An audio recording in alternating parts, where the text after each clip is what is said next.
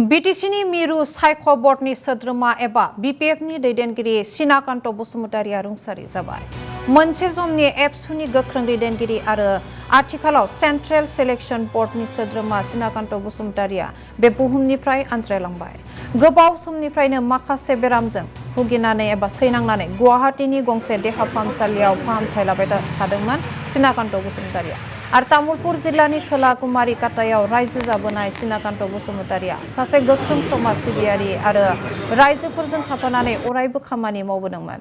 बर' थुनलाइनि फोथारावबो बिथांनि गोबां बिहोमा दं। खन्थाइ रायथाइ लिरनायजों समायसारहोदोंमोन थुनलाइनि फोथारखौ। मोनसे समाव एबसुआव थानानै खामानि मावनायनि अनगायैबो उन समाव बिथाङा बिपिएफ राजखान्थि दोलोआव हाबनानै खामानि मावदों।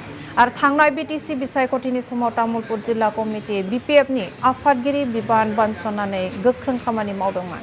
माखासे बेरामजों सैनांनानै फाहामथाय लाबाय थानाय समावनो बिथांनि हरखाबै रुंसारि जानायाव गोबां सुबुंफोरानो दुखु मोननायखौ फोरमायदों आरो बिथांनि गोथै देहाखौ जोबथा बिदाय होनो राव हारिमु धोरोम बासियालासिनो गुबुन गुबुन हारि माहारिनि गोबां समाज सिबियारि बिथांमोनाबो नुजाथिफैदों आरो कुमारिकाटा दखरा एबसु बर' थुनलाइ आफाद तामुलपुरनि साख्रियावला गौथुम बायदिजों लोगोसेनो बिपिएफ आरो इउपिपिएल हान्जानि गोबां मावथिफोराबो मान बावनायजों बिथांखौ जोबथा बिदाय होयो।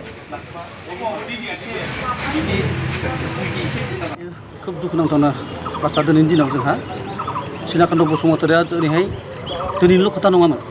बियो सेंग्रा समनिफ्रायनो आबसुनि बर' सोमावसारनाय जाजेननायनिफ्रायनो बिथाङा बर' सोमावसारनायाव बाहागो लाबोदोंमोन बर' फरायसा आफादनि जानानै आं मोनथिनायाव ब्लकआव। ओमफ्राय बिनि उनाव बिथाङा आरो साहित्य सभानिबो बर' साहित्य सभानिबो प्राइमारि लेभेलनिफ्राय फैयै डिस्ट्रिक्ट लेभेलसिमबो आवगायबोदोंमोन आरो बिथाङा खोब मोजां कर्मिमोन। बिथाङा ओरैबायदि मोजां कर्मिमोन, बियो मालाबाबो नंखायखौ बुङामोन आरो बियो बुंनोबो गियामोन, सैथो खोथाखौ बुंग्रा मानसिमोन आरोखि। जायखि जियानो जा बिथाङा